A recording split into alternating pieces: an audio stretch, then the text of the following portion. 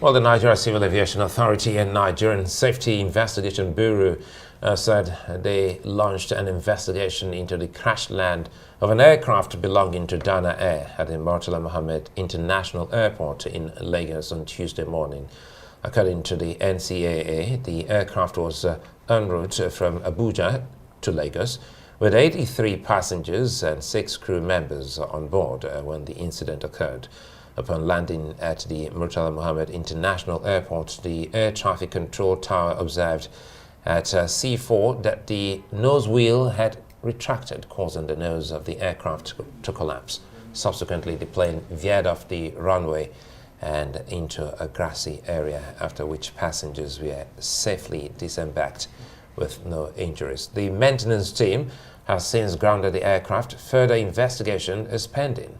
The NCA says all necessary measures will be taken to prevent such occurrences in the future. Let's bring in the Director General and Chief Executive Officer of the Nigerian Safety Investigation Bureau, NSIB, Captain Alex Badeh Jr. Thanks for joining us on Newsnight. Good to see you. See you too, Uncle. Yeah, well, just that it's quite troubling that this particular airline seems to have a history of mishaps and near mishaps and what have you. Is that where your investigations will start from? Asking questions as to regulatory failure that would allow this same airline to continue to have these situations? Not necessarily. I mean, right. First of all, we will start to ascertain what happened with this incident today. Once that is done, we make our safety recommendations and we go deeper into looking if there are any regulatory lapses from the NCAA, who's the regulator. We will look into that, but so far we have no indication that that is the case. We've dispatched the GO team, a former GO team that went there this morning. They retrieved the CVR, the cockpit voice recorder, and the flight data recorder from the airplane. It's on its way to Abuja as we speak. Tomorrow we'll download it in our flight safety lab here in Abuja and continue the investigation. We aim to have a preliminary report in about 30 days or under 30 days, in line with Annex 13 of the ICAO handbook. Well, you know, the conversation is already out there for some experts. They think that what the NSIB and others should also try and include is to look at the BAC 111 aircraft flown by Dana. Some are saying that the world all over, good thing you're also a captain, that the BAC 111 are used specifically for cargoes. And many across the world have stopped using BAC 111? Yeah, BAC 111 to fly passengers. But I'll have to correct that. That's a little misleading. This is not a BAC 111. This is actually a McDonnell Douglas 83 made by Boeing. So the BAC 111s, I don't even think there are many flying in the world. Right. Now, with the MD 83s, yes, they might be a little old. You know, but with anything, any good maintenance program, a good parts program, can keep these planes flying. I mean, just with, you know, they're modern marvels. I mean, they might have been built in the 80s. You know, this is a 1970s airplane, but it still flies in the U.S. and flies all over South America, carrying passengers. Of course, you know, I understand the need for, you know, investing in newer airplanes. But as you know, just being in Nigeria, it's hard.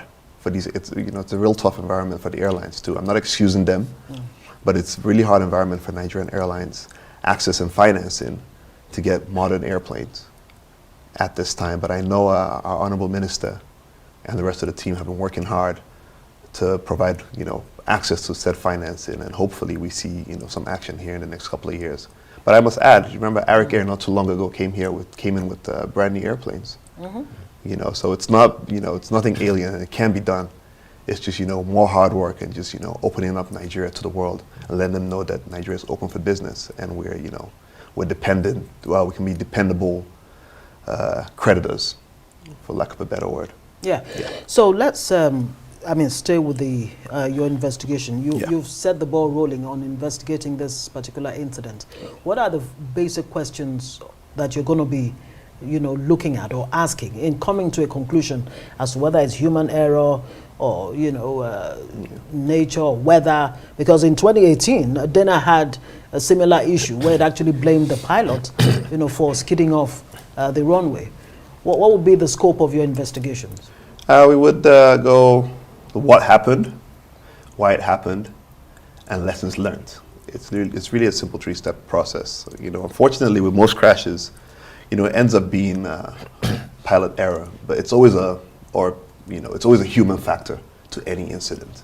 There's always a human factor somewhere. These planes are built, they're so robust, as long as you follow maintenance protocols and you follow the rules, really, like I said, they could fly forever, but there's always a human factor somewhere.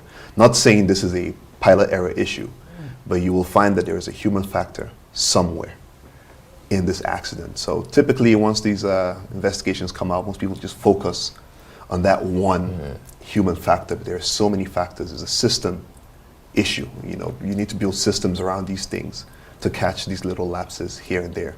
With this, we don't know what it is so far, so I wouldn't speculate.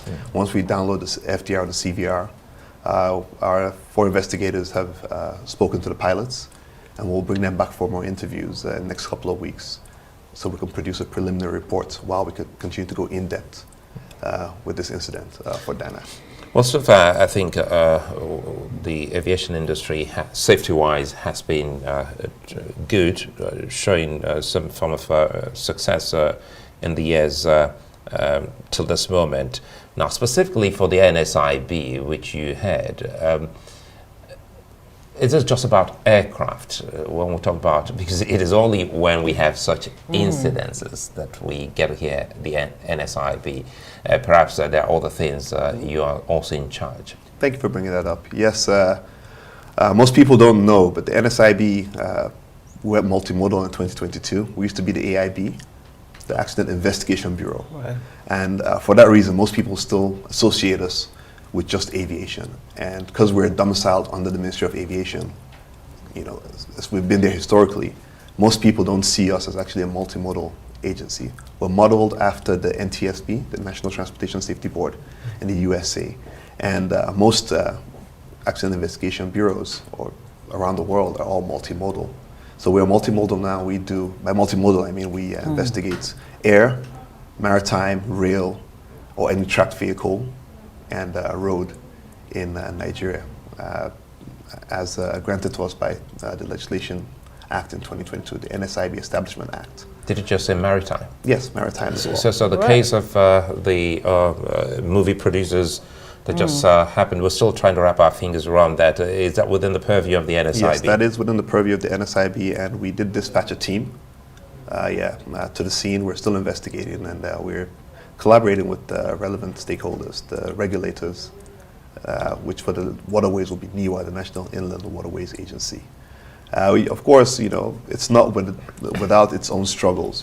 Now where mandates overlap, and there's a good reason why the NSIB is domiciled under the Ministry of Aviation. I think aviation has the strongest safety standards when it comes to transport. We're more rigid and more robust than most means of transportation, which is evidenced by the fact that the aviation is still the safest mode of travel. Well, we keep hearing that, but when an incident happens and the fatalities are usually quite high.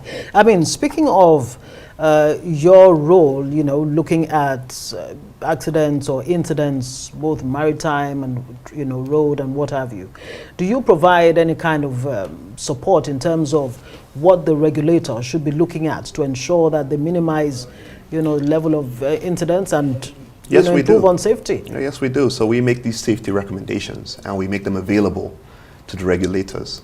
The regulators are the ones who do the surveillance, who go around ensuring compliance with these. We're just here, we don't pass judgment. Right. We're not here to say it's your fault, or we're not punitive. We just say this is what it is. Try to improve on this just to make the system better. So that's all we do. To a large extent, from your findings so far, I mean, since you've been doing your work as NSIB, to what extent would you say the regulators and, of course, the operators abide by the safety rules? Well, I mean, so far with our investigation, I would say on the aviation side, I know the regulators, they do push hard. Of course, the operators, some of them, unfortunately, still try to cut corners, but the regulator has gone hard on them. Captain Ajamot, the NCA, has, he's read them the Riot Act, and I know he sanctioned a few operators a few weeks ago, which is the way forward, because, where there are no consequences, people keep taking shortcuts. So I know the NCA is on that, and should this issue with Dana, should they be found wanting, I'm sure the regulators again will handle that. And before you go quickly, for how long are we likely to get a report out? So like I said, the preliminary report should be out in 30 days. 30 days. Okay. Under 30 days, and we should have this out fairly soon.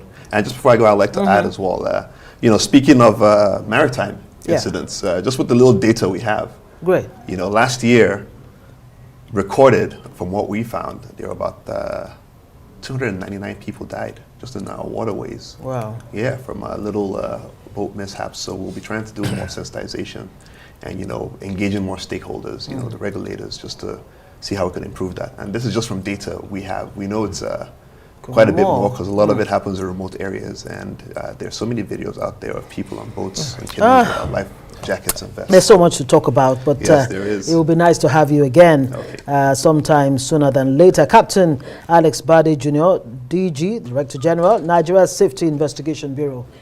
Thanks for joining us. Thank you for having me.